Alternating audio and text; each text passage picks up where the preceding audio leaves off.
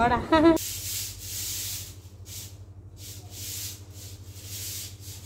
আমার ময়না টিয়া থেকে বাদ খেলাম, আইসা 10 মিনিটে পয়সা দিচ্ছি আর দেখতেছি। তো বন্ধুরা দেখো ওই যে কোনাটাতে একটু একটু এই জায়গাটা একটু বেশি আলিদোনা পড়ছে, তো জায়গাটা একটু পরিষ্কার করব। সকালে ঘুম থেকে উঠলাম, সকালে রান্নাবান্না কমপ্লিট। তো ভাবলাম এখন যেহেতু হাতে একটু সময় আছে, দুপুরে রান্না করতে আরও অনেকটা সময় বাকি আছে, তো ওই যে আলিদোনাগুলো একটু পরিষ্কার করি।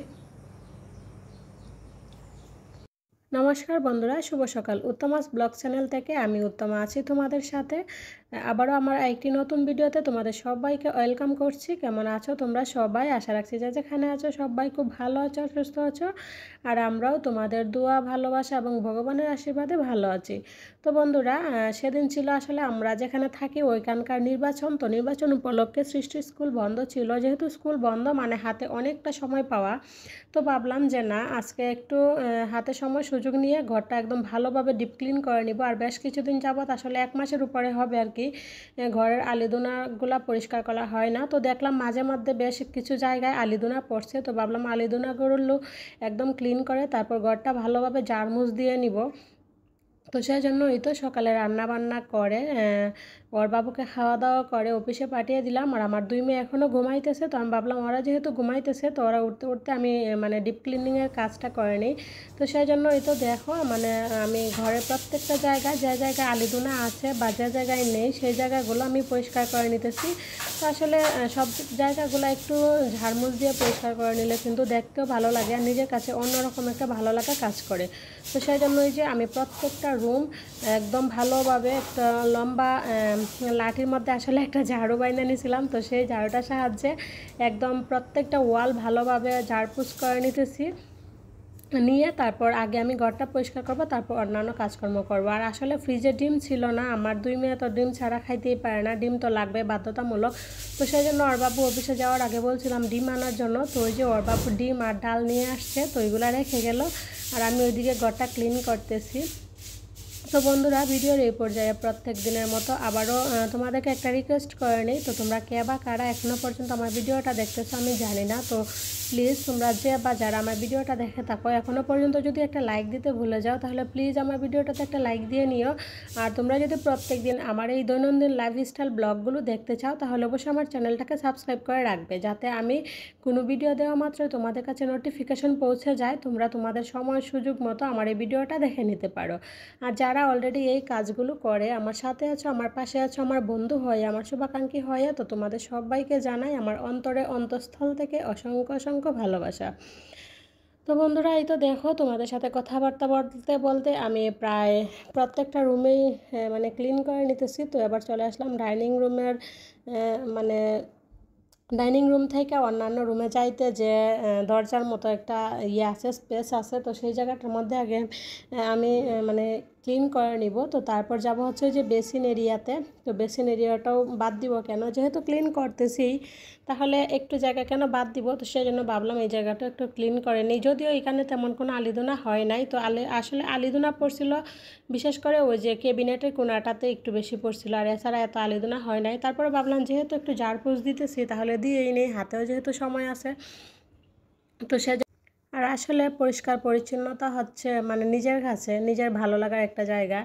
তো নাই থাকতে পারে আমার ঘরে ভালো মানে লাখ লাখ টাকার ফার্নিচার বা রাজকীয় কোনো কিছু, কিন্তু আমার ঘরটা ক্লিন করে রাখলে তো আর দোষ নেই, তাই না? আমার যেটুকু আছে সেটুকু নিয়ে আসলে আমি খুব খুশি আছি, খুব সুখে আছি। কারণ আমি দেখেছি, আমি একদম কাছ থেকে দেখেছি আরও অনেক মানুষ আছে যারা আমি যেরকম আছি এর থেকেও অনেক আরও খারাপ পজিশনে আছে, খারাপ সিচুয়েশন ওরা পার করতেছে।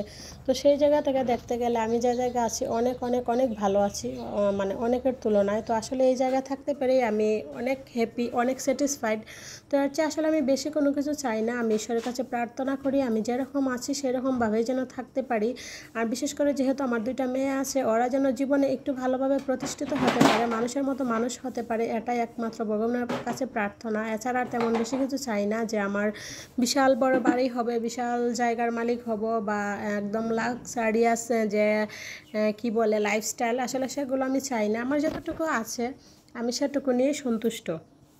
আর আমার হাজব্যান্ডের কাছেও আমার এর চেয়ে বেশি কোনো কিছু চাওয়া নাই যে না তোমার সাধ্যের বাহিরে গিয়ে আমাকে একটা কিছু দিতে হবে, এর চেয়ে আরও কোটি কোটি দামের লাখ লাখ টাকা দামের প্লাট আমাকে দিতে হবে বা ফার্নিচার দিতে হবে। আসলে এই ধরনের আমার কোনো চাহিদা নাই, আমার যেটুকু আছে সেইটুকু নিয়ে আমি সন্তুষ্ট।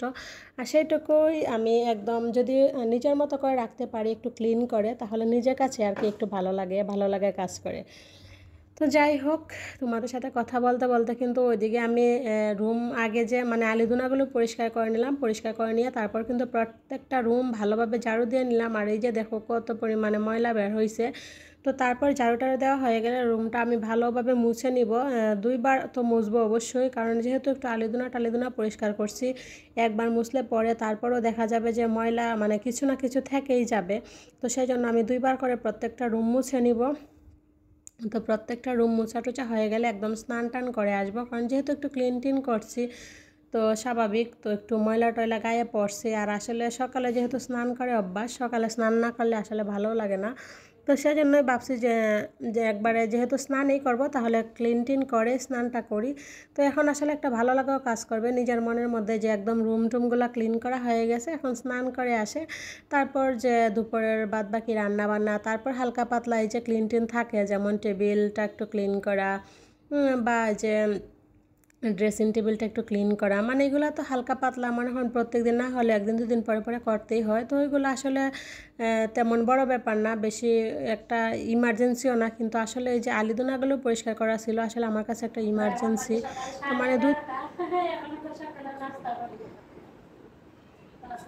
অনেকগুলা কাজ করলাম, ভালো লাগতেছে, রুমগুলো একটু অন্যরকম লাগতেছে। আমি প্রত্যেকটা রুমে একটু একটু আলুগুনা ছিল, রুম টুমে আলুগুনা মুছে তারপর ঘর ঝাড়ু দিলাম, ঘর ঝাড়ু দিয়ে ঘর মুছে তারপর স্নান টান করে চলে আসবো।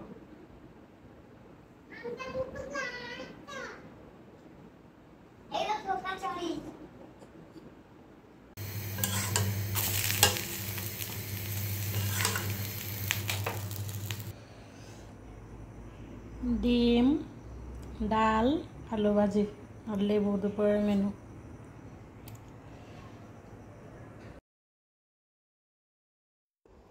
আর এখন যে জায়গাটা দেখতেছো সকালে ব্রেকফাস্ট, সেটা হচ্ছে পরের দিন সকালের। সেদিন সকালে আসলে আমাদের পাশের রুমের ভাবির মেয়ের বিয়ে ছিল, তো সকালে আসলে তেমন কারো ঘরে রান্নাবান্না করতে দেয় নাই। তো ভাবিরা বলছিল ভাবিদের ঘর থেকে আর কি মানে সকাল থেকে একদম দুপুর পর্যন্ত খাওয়া দাওয়ার জন্য বিয়ের দিন আর কি। তো তারপরে সকালে ওদের ঘর থেকে খিচুড়ি দিছিল সবাইকে, কিন্তু আমার 2 মেয়ে খিচুড়ি খাবে না। তারপর বলতেছি যে ডাল রুটি খাবো, তো ওর বাবু আসলে ডাল রুটি নিয়ে আসছিল, তো ওরা সকালে ডাল রুটি খাইছিল।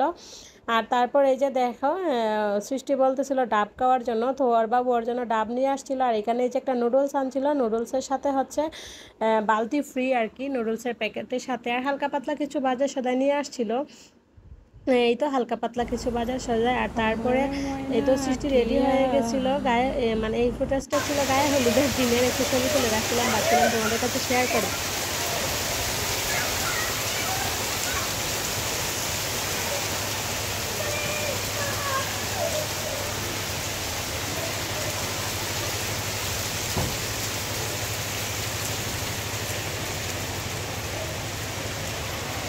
ভাত খেলাম, আইটা এই যে 10 মিনিটে পয়সা দিচ্ছি আর দেখতেছি হঠাৎ করে মানে কোনো বাতাস না কোনো কিছু না, টাস করে ঝুম ঝুমায় বৃষ্টি শুরু হয়েছে।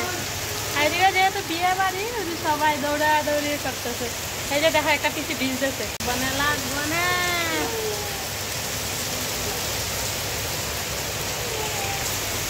একদম মুষলধারে বৃষ্টি শুরু হয়েছে।